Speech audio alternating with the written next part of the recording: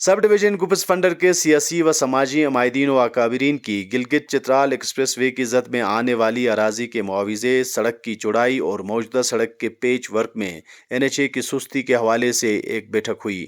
مقامی ہوٹل میں ہونے والی نشست میں سابق وزیر سیاحت فدا خان فدا اور سابق نگران وزیر تعلیم عبدالجہان بھی شریک رہے۔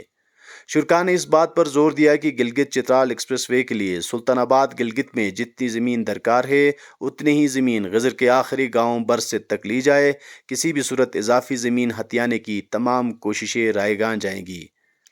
شرکاء نے کہا کہ 9 مہینوں سے حکومت، بیوروکریسی اور NHA کے حکام مختلف ہیلوں اور بہانوں سے عوامی مطالبات جو مختلف اوقات اور نشستوں میں بذریعہ قرارداد پیش کیے گئے پر ٹس سے مس نہیں ہوئے۔ اگر یہ رویہ جاری رہا تو وہ عدالتوں میں جانے پر مجبور ہوں گے۔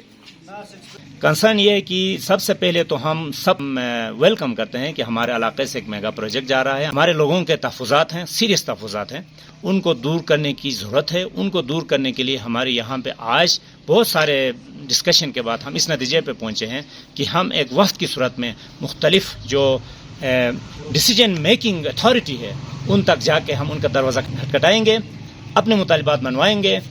سلطان آباد ہے وہاں سے لے کے یہ جو گلگت چترال ایکسپریس وے ہے چترال تک ہے، اس میں جو بھی ایک رول ہے وہ رول سلطان آباد میں ہے، وہی ٹیرو میں بارست میں آگے تک ہوگی۔ ہمارا کہنے کا مقصد یہ ہے کہ گلگت سے کیو یونیورسٹی سے سٹارٹ ہوتا ہے، وہ چکدارا تک جاتا ہے، تو یہ ایک ہی رول ہونا چاہیے۔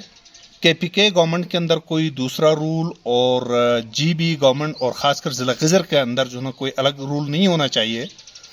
یہ پنجاب نہیں ہے، یہ سندھ نہیں ہے، یہاں پر جو ہے نا بالکل زمینوں کی قلت ہے۔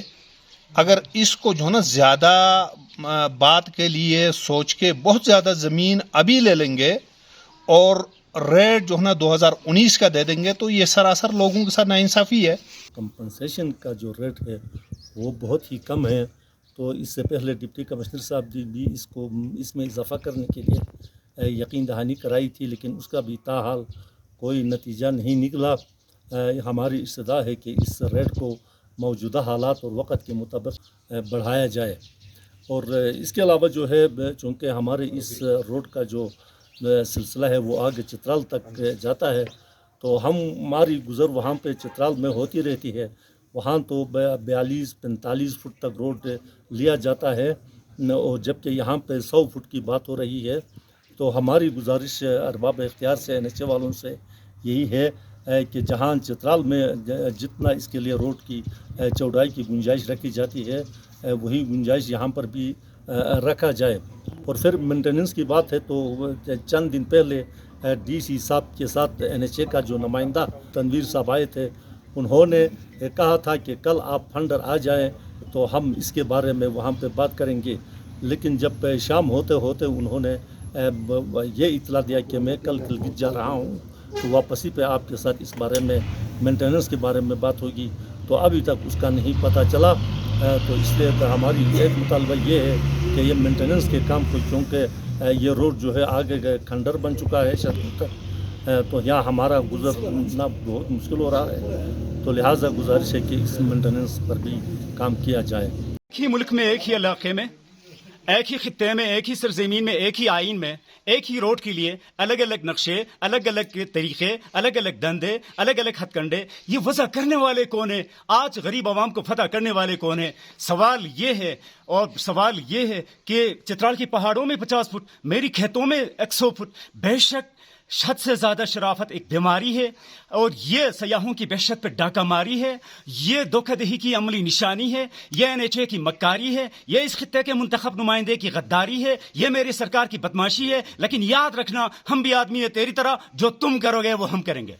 زمینوں کی کمپنسیشن بڑھانے کے حوالے سے اپنا غلام محمد صاحب نے اسمبلی کے اندر جو تحریک التوا پیش کی ہے، ہم گزارش کرتے ہیں وزیر اعلیٰ گلگت بلتستان اور اپنے حلقے کے نمائندہ ڈپٹی اسپیکر نذیر احمد صاحب سے کہ اس سے تحریک التوا کی قرارداد کو دوبارہ اسمبلی میں ڈیبیٹ کے لیے پیش کیا جائے، چونکہ موجودہ جو ریٹ ہیں یہ ناکافی ہے۔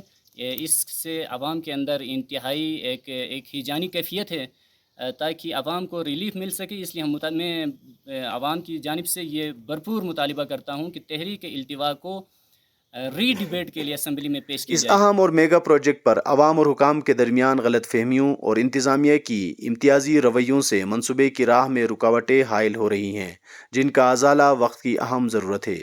باہمی رضامندی اور خوش اسلوبی سے اراضیات کے حصول اور مناسب معاوضوں کی ادائیگی ہی اس منصوبے کو کامیاب بنا سکتی ہے۔ فضال شاہ غزری، فنڈر ٹائمز، وادی فنڈر۔